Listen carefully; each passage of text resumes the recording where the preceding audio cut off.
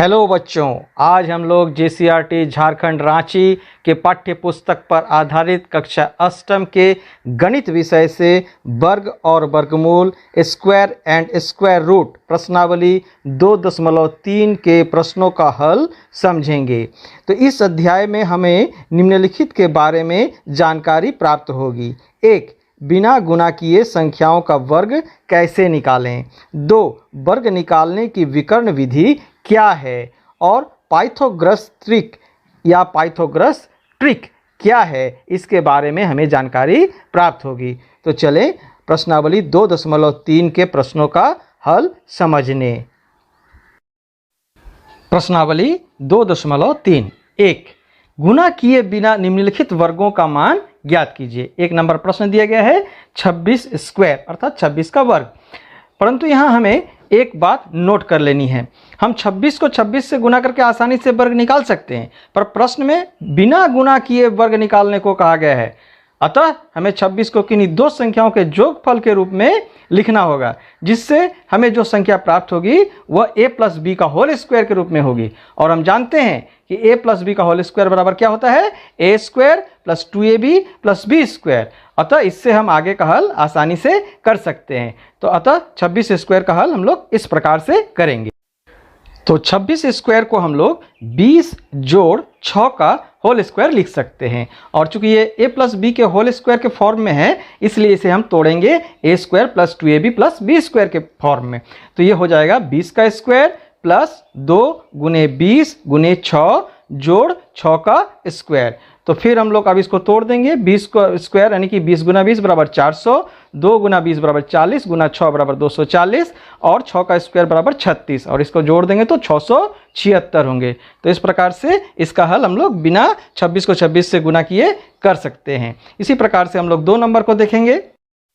आगे 2 नंबर में प्रश्न है 34 का स्क्वायर। तो इसे हम a प्लस बी का होल स्क्वायर के फॉर्म में इस प्रकार से 30 जोड़ 4 का होल स्क्वायर लिख सकते हैं, और इसे हम a square plus 2ab plus B square के फॉर्म में तोड़ सकते हैं। तो इसे हम लिख सकते हैं 30 का स्क्वायर प्लस 2 इंटू 30 यानी कि 30 गुना 4 प्लस 4 का स्क्वायर। तो 30 स्क्वायर बराबर 900 और 2 गुने 30 60 हो गया, और 60 गुने 4 240 हो गया, और 4 का स्क्वायर 16 हो गया। तो अब इन सबको जोड़ देंगे तो हमें प्राप्त होंगे 1156। तो इस प्रकार से 34 का स्क्वायर का हम लोग जो है परिणाम प्राप्त किए 1156। अब हम लोग 3 नंबर के प्रश्न को देखें। अब 53 का स्क्वायर का हम लोग निकालेंगे। तो इसको हम लोग a प्लस बी के होल स्क्वायर के फॉर्म में इस प्रकार से लिख सकते हैं 50 प्लस 3 का होल स्क्वायर। अब इसे a square plus 2ab plus B square के फॉर्म में इस प्रकार से लिख सकते हैं 50 यानी कि 50 का square plus 2 into 50 into 3 plus 3 का स्क्वायर। अब इसे हम लोग इस प्रकार से तोड़ सकते हैं 2500 अर्थात 50 into 50 equal to 2500 plus 2 into 50 100 into 3 300 plus 3 square is equal to 9। तो अब जो हमें संख्याएं प्राप्त हुआ 2500 प्लस 300 प्लस 9, इसको हम लोग टोटल कर देंगे यानी कि जोड़ देंगे तो हमें प्राप्त होगा 2809 2809। अब हम लोग इसके आगे का प्रश्न जो है विकर्ण विधि से गुणा करना को सीखेंगे। तो चले, बहुत ही मनोरंजक विधि है, इसे हम लोग समझें। 2 नंबर में प्रश्न दिया गया है विकर्ण तरीका का उपयोग करके निम्नलिखित संख्याओं के वर्गों का मान ज्ञात कीजिए। तो 1 नंबर में प्रश्न दिया गया है 234 का स्क्वायर। तो हम लोग देखें कि इसको हम लोग कैसे ज्ञात कर सकते हैं। इसे अच्छी तरह से समझने का आप सभी प्रयास करेंगे। 234 का वर्ग हमें निकालना है, वो भी विकर्ण विधि द्वारा। तो विकर्ण विधि में क्या करते हैं, जितने संख्या का हमें वर्ग निकालना है उतना बटा उतना का हम एक जो है घर बना लेते हैं, वर्ग बना लेते हैं। तो यहाँ पर जो है 234 3 संख्या है, इसलिए 3 गुना 3 का एक हम लोग वर्ग बना लिए हैं।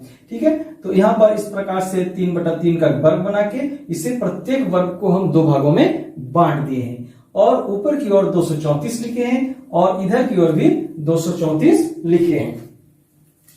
इधर भी हम लोग 234 लिखे हैं। ठीक है, तो अब जो है हमें गुना करना है। ये 2 इस दूसरे 2 के साथ में गुना करेंगे तो हो जाएगा 4। तो यहाँ पर ऊपर में 0 लिखेंगे, यहाँ 4 लिखेंगे। फिर 2 को 3 के साथ गुना करेंगे तो होगा 6, इसलिए ऊपर 0 लिखेंगे, नीचे 6 लिखेंगे। फिर 2 को 4 के साथ गुना करेंगे तो होगा 8, ऊपर 0 लिखेंगे, नीचे 8 लिखेंगे। अब 3 के साथ गुना करना है 2 को, तो 3 के साथ 2 को गुना करेंगे तो होगा 6, तो यहाँ ऊपर में 0 लिखेंगे, नीचे में 6 लिखेंगे। 3 के साथ 3 को गुना करेंगे तो होगा 9, तो ऊपर 0 लिखेंगे, नीचे 9 लिखेंगे। फिर 3 के साथ 4 को गुना करेंगे तो होगा 12, तो क्या करेंगे, यहाँ पर 1 लिखेंगे और यहाँ पर 2 लिखेंगे। आगे अब 4 की संख्या के साथ गुना करना है, 4 को 2 से गुना करेंगे तो यहाँ लिखेंगे 0, यहाँ लिखेंगे 8। 4 को 3 के साथ गुना करना है तो लिखेंगे 12, तो ऊपर 1 और नीचे 2। यहाँ देखिए जब एक संख्या होगा तो ऊपर में 0 लिखना है, जब 2 संख्या हो जाएंगे तो 2 संख्या को ही अलग अलग भागों में लिखना है। अब 4 को 4 से गुना करेंगे तो होगा 16, तो ऊपर 1 लिखेंगे और नीचे 6 लिखेंगे। अब जो है हमारा इसमें भरने का काम हो गया है, अब हमें योग करना है। तो यहाँ पर इस घर में जो संख्या है उसे हम लिख देंगे। आगे जो कोना कोनी है उन सारे संख्याओं को एक साथ लिखकर उसे जोड़ना है। जैसे इधर है 2 1 2, 2 1 और 2 जोड़ेंगे तो हमें हो जाएगा 5। फिर आगे है 8 1 9 और 1 और 8, तो इसको हम लोग जोड़ेंगे तो हो जाएगा 27। फिर आगे है 0 6 0 6 0, इसको जोड़ेंगे तो हो जाएगा 12। फिर है 0 4 0, तो इसको जोड़ेंगे तो हो जाएगा 4, और यहाँ केवल 0 है तो इसको 0 लिखेंगे। अब हमें यहाँ पर जोगफल लिखना है, तो ये 6 है तो 6 लिख देंगे, यहाँ 5 है तो 5 लिख देंगे। अब देखिए यहाँ पर 27 है, 27 का जो इकाई अंक है उसको हम यहाँ पर नोट करेंगे, और 2 जो है वो चले जाएगा आगे, अर्थात इस 12 के साथ में जुड़ जाएगा। तो 12 के साथ में जुड़ेगा तो कितना हो जाएगा 14, तो 14 का 4 यहाँ लिखेंगे। अब जो 1 बच गया वो फिर आगे चला जाएगा, यानी कि दहाई वाला भाग जो है वो आगे चला जाएगा, तो फिर इस 4 के साथ जुड़ जाएगा तो ये हो जाएगा 5, तो 5 लिख देंगे, और यहाँ 0 है 0 लिख देंगे। अतः हमारे पास जोगफल कितना प्राप्त हुआ, हमें 54,756। तो यह जो है 234 का जो है विकर्ण विधि द्वारा हम लोग वर्ग निकाले। आगे है 104 का वर्ग निकालना है विकर्ण विधि से, तो इसे हम लोग भी उसी तरह से करेंगे। ये 3/3 का यानी कि 9 का एक वर्ग बना लिए। अब जो है ऊपर 104 लिख दिए, इधर भी 104 लिख दिए। अब 1 को 1 से गुना करेंगे तो होगा 1, इसलिए ऊपर 0 नीचे 1। 1 को 0 से गुना करेंगे तो 0, तो दोनों ही खानों में 0 लिखना है। 1 को 4 से गुना करेंगे तो होगा 4, तो इसको 0 और इसको 4 लिखना है। अब 0 से गुना करना है, तो 0 को 1 से गुना करेंगे तो 0, तो इसमें सभी संख्या जो है 0 होगा, तो यहाँ देखिए सभी में 0 भर दिए हैं। फिर 4 से गुना करेंगे 1 को तो होगा 4, तो यहाँ 0 लिखेंगे, अब 4 लिखेंगे। 4 को 0 से गुना करेंगे तो 0 होगा, दोनों में 0 लिख दिए। 4 को 4 से गुना करेंगे तो 16, तो 1 यहाँ और 6 यहाँ। अब हमें जोड़ना है, तो यहाँ जो है 6 है तो 6 लिख देंगे। यहाँ 0 + 1 + 0 = 1 होगा, तो 1 लिख दिए। अब यहाँ पर 4 है, 4 जोड़ 0 जोड़ 0 जोड़ 0 और जोड़ 4, तो कितना हो गया 4 + 4 = 8, तो 8 लिख दिए। अब यहाँ जो सभी 0 है तो 0 का जोड़ 0 ही होगा, तो 0 हो गया। 0 + 1 + 0 = 1, और यहाँ 0 है तो 0 लिख दिए। अब हमें नोट करना है, तो यहाँ पर हमें 6 है 6 लिख दिए, 1 है तो 1 लिखे, यहाँ 8 है तो 8 लिख दिए। फिर यहाँ पर 0 है तो 0 लिख दिए, यहाँ 1 है 1 लिखे, और इसको 0 को 0 लिख दिए। यानी कि हमारा जो है ये विकर्ण विधि द्वारा हमें प्राप्त हुआ मान 10,816, यानी कि 104 का वर्ग होगा 10,816। आगे 536 का वर्ग निकालना है विकर्ण विधि द्वारा, तो हम लोग फिर से 9 खानों का एक वर्ग बना लिए, यानी कि 3/3 का, और अब सभी को 2 भागों में बांट दिया गया। ऊपर 536 लिखे, नीचे भी 536 लिखे। अब देखिए 5 को 5 से गुना करेंगे तो 25 होगा, ऊपर 2 नीचे 5। 5 को 3 से गुना करेंगे तो 15 होगा, ऊपर 1 नीचे 5। फिर 5 को 6 से गुना करेंगे तो 30 होगा, ऊपर 3 नीचे 0। आगे 3 से गुना करना है, 3 को 5 से 15, 1 5 हो गया।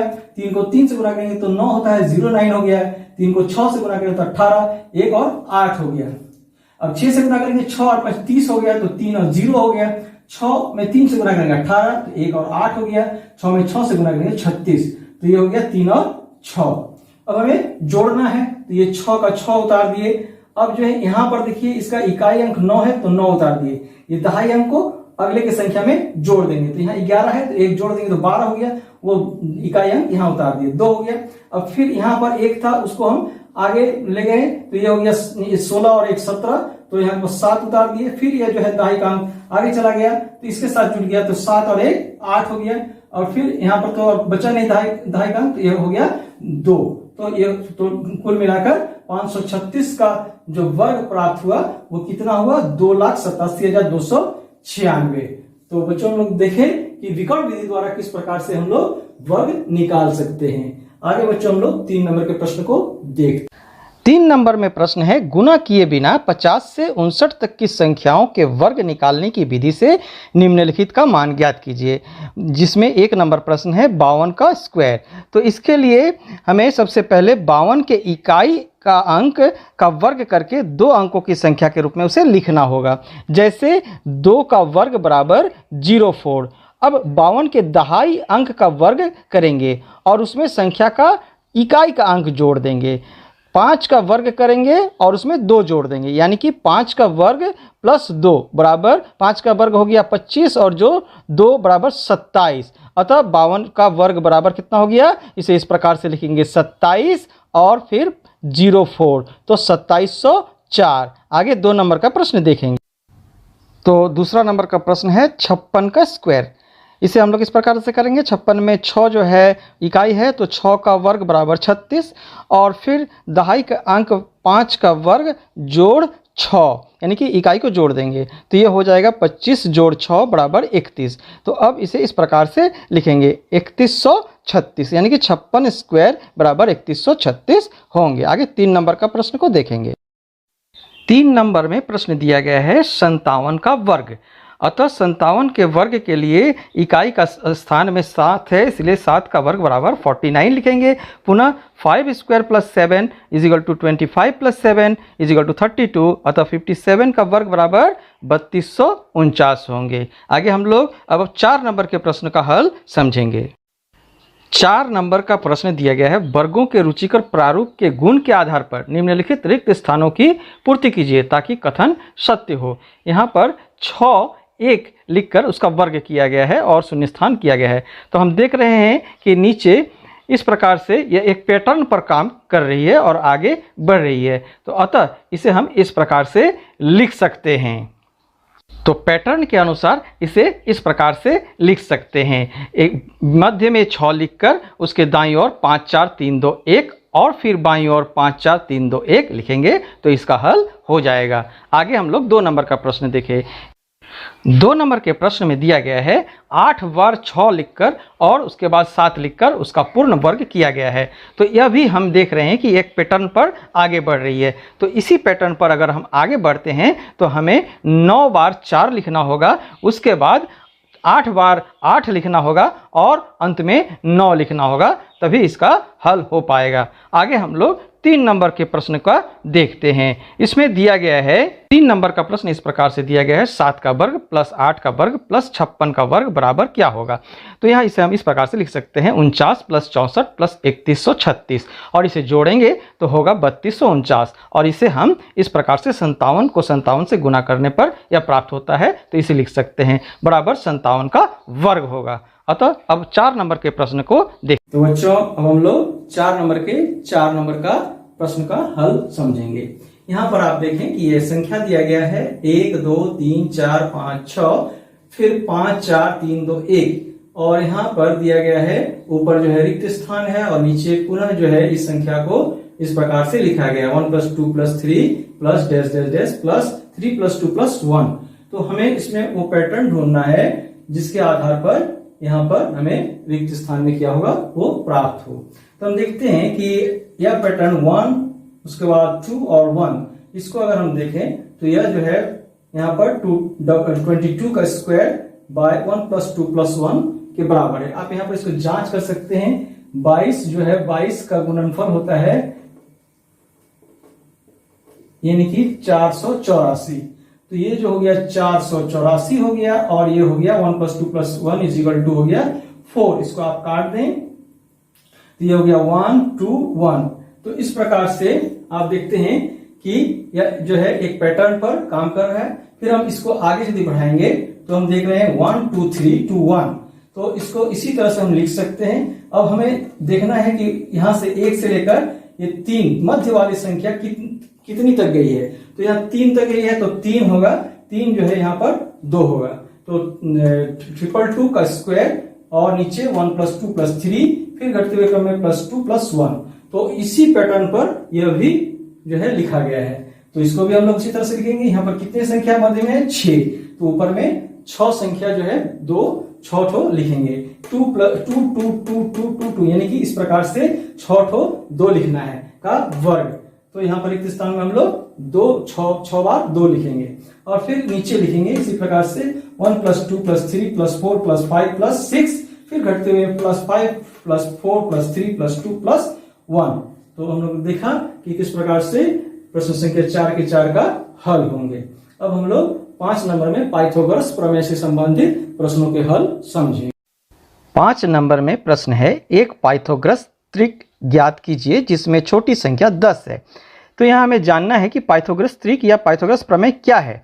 तो यहाँ नोट पर लिखा गया है, किसी समकोण त्रिभुज में 2 छोटी संख्याओं के वर्गों का योग तीसरी संख्या के वर्ग के बराबर होती है। जैसे यदि a, b और c ऐसी संख्याएं हैं जिसमें a² + b² = c², तब a, b और c समूह पाइथागोरस त्रिक या पाइथागोरस प्रमेय कहलाता है, जहां c सबसे बड़ी भुजा है और a और b छोटी भुजाएं हैं। तो बच्चों अब हम लोग प्रश्न संख्या 5 के 2 नंबर को देख रहे हैं। दिया गया है, एक पाइथागोरस त्रिक ज्ञात कीजिए जिनमें से एक संख्या 6 है। यहाँ पर जो है छोटा या बड़ा नहीं है, केवल मात्र संख्या जो है 6 दिया गया है। तो पाइथागोरस ट्रिक जो है इस फॉर्मूले पर कार्य करता है, अर्थात इन तीनों भुजाओं को जो है m² - 1, m² + 1 और 2m इस प्रकार से होने चाहिए, इनके बीच संबंध, भुजाओं के बीच संबंध। तो हम लोग सबसे पहले m² - 1 की जगह में जो 6 दिया गया है उसको रखकर देखते हैं कि हमें क्या प्राप्त होता है। m² - 1 = 6 होगा, तो m² हो जाएगा, ये 1 इधर चला जाएगा दाईं तरफ, तो हो जाएगा 6 + 1 और 6 + 1 = 7, यानी कि m हो जाएगा √7।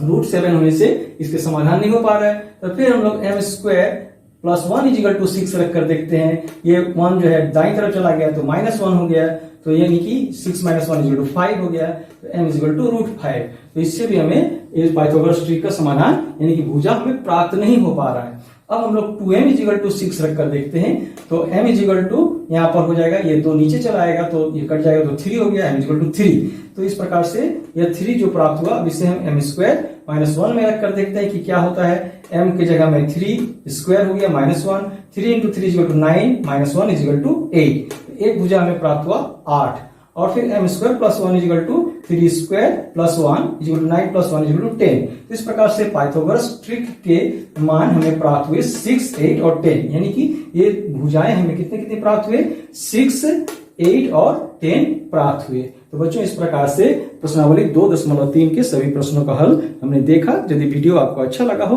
तो वीडियो को लाइक करें। अगर अभी तक आपने चैनल को सब्सक्राइब नहीं किया है तो चैनल को सब्सक्राइब कर लें, साथ ही बेल आइकन को प्रेस कर दें ताकि जब भी मैं वीडियो अपलोड करूं तो आपको उसका नोटिफिकेशन चले जाए और आप उसे उसी समय देख पाए। बच्चों वीडियो में अंत तक बने रहने के लिए आप सबको बहुत बहुत धन्यवाद। एक और बात बच्चों, मैंने आपके कक्षा से संबंधित विज्ञान और गणित के बहुत सारे वीडियो को प्लेलिस्ट बनाकर इस वीडियो के डिस्क्रिप्शन बॉक्स में लिंक में दे दिया हूं।